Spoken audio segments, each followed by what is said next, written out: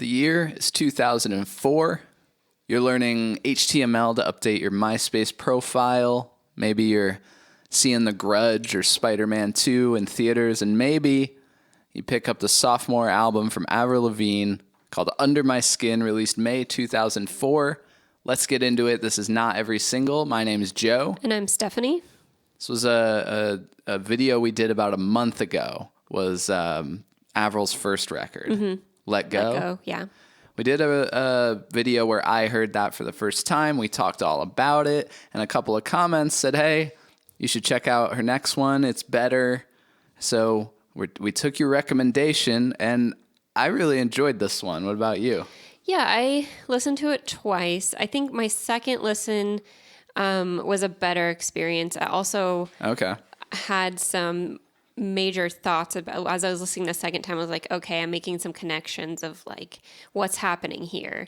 Yeah. It's not, it gets, I think, a little bit old in this back half here and there. I would agree. It's a front-loaded album. I think all my favorite songs are basically the run from the opener, Take Me Away, all the way to Forgotten, which is, I think, my favorite song on the album. After that, I start to lose interest a bit, but it's also not uncommon for albums around that time to be that front-loaded. I don't know why. I don't know what it had to do with, but it was kind of a thing back then, I felt. Yeah, I don't know. People would listen to CDs, you would put it in your car or whatever and listen to it in order. So maybe that had something to do with it. No idea. I don't know. Yeah. So what's the context here? Had you heard it before? I don't think I had ever heard this before. I obviously knew some of the singles. Okay. Which was My Happy Ending and Nobody's Home. I don't know if I don't remember any other singles, though we talked about this a bit earlier. It seems odd for such a big album to not have more than even like a performing album to only have 2 singles. So that is odd. I'm surprised maybe there was like a radio single or something was a third follow-up. Yeah. But let's get into it. Take Me Away. Strong opener. Not my favorite on the album, but a perfect example of my overall thoughts on this record, which is just improved, tasteful production. Gone are the little like turntable, the like record scratch, yeah. like before Classic. She starts singing and stuff on Let Go. Let Go sounds so dated because of production choices, and here you just have like a really crisp rock sound with like big, wide sounding choruses. It still sounds fairly modern to me. Yeah. Okay. So I don't know how much I want to get into like my whole kind of overall thing with this album, but the first time I listened to it, I kind of wasn't that into the production of a lot of the songs. I thought it was a bit much, and it didn't really feature her voice the way that I preferred. A lot of my favorite songs on this album have more vocal forward production, less layered vocals, just like maybe one harmony part, and where her voice is sort of more front and center. The second time I listened to this album, this song came on, and I realized this is basically disc 2 of Kelly Clarkson's Breakaway. Interesting. Because Breakaway, so it also comes out 2004. Yeah.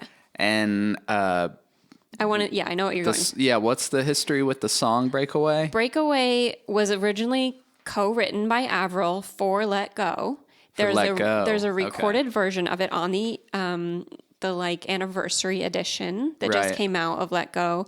It's not as good of it's actually like a weird production based on how popular the Kelly Clarkson version is and how great it is. It really doesn't stand up, but she did write that song, and Breakaway, the album, was a much bigger hit. Yeah. Than Under the Skin. So how like double-edged is that? Like you wrote like one of the biggest songs of that year, but it's not on your own freaking album.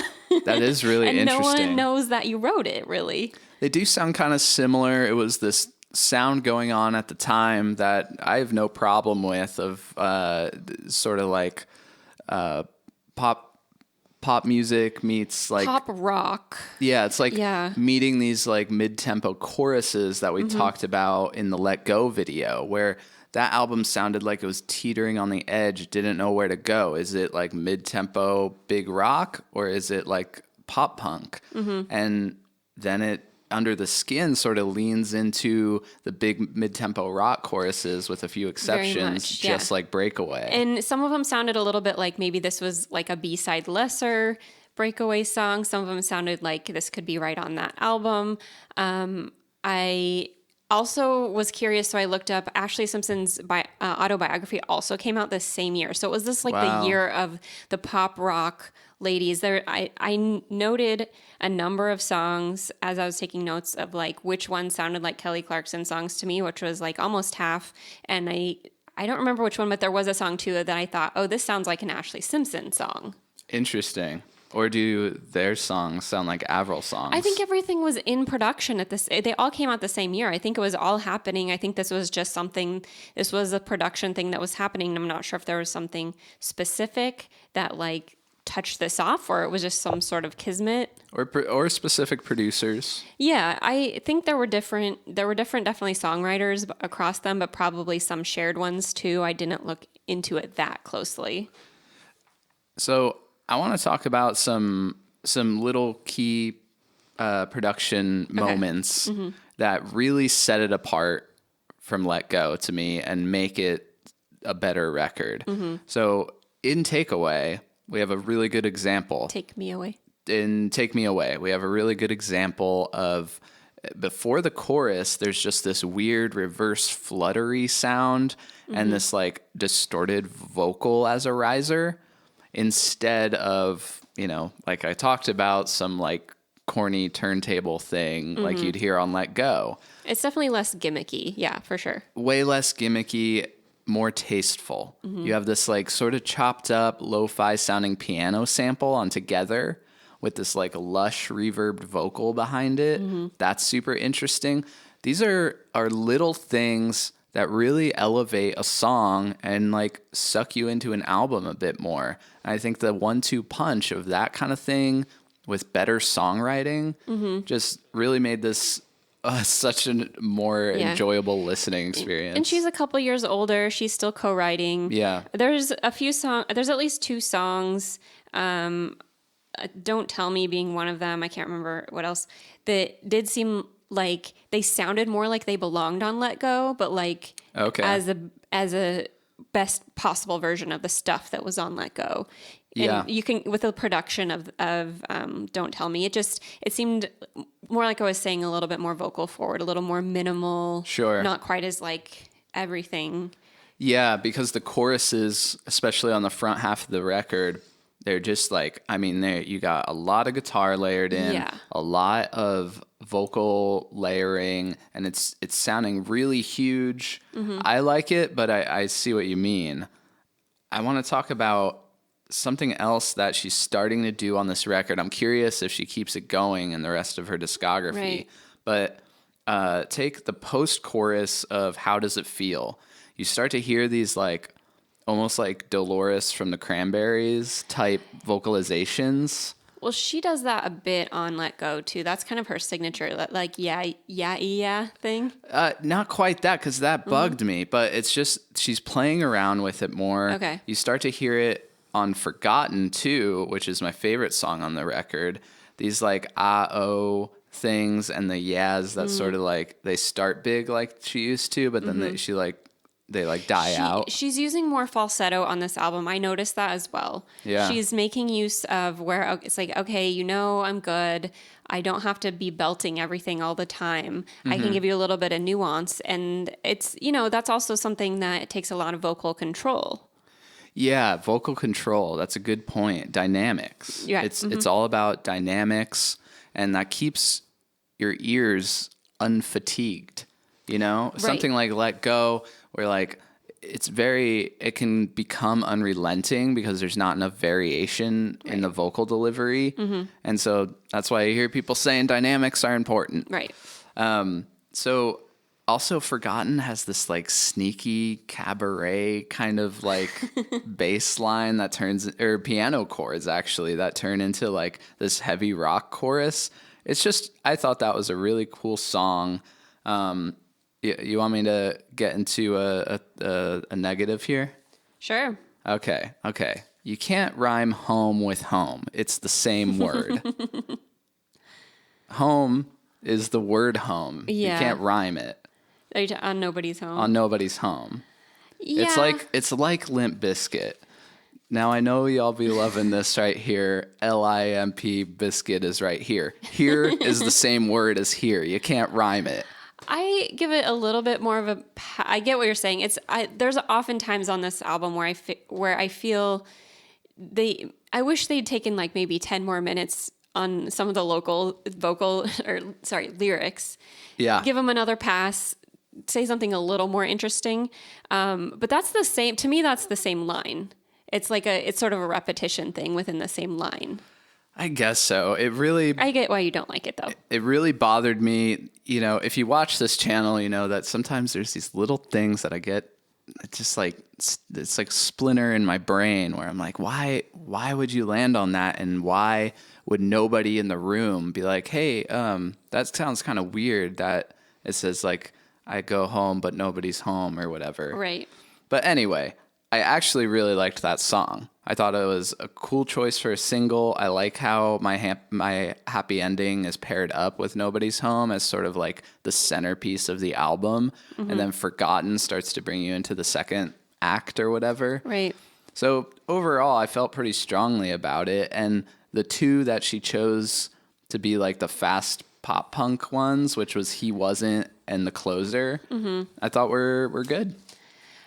So here's the thing. You're listening along to this album. It's a Kelly Clarkson Avril mashup sort of an album. You got lots of guitars, you know, Since You Be Gone style. You've got Let Go, or Don't Tell Me, which is kind of Let Go-ish. And then He Wasn't starts. And I'm just like, in my head, I'm going to like the opening credits of like a teen movie from Can't Hardly Wait. Can't Hardly Wait. 10 Things I Hate About You. She's All That. Like one of those, this song should open one of those movies. And if you haven't, you won't know what I mean if you haven't seen those kind of movies, but it's exactly the song that would open like a late 90s, like maybe year 2000.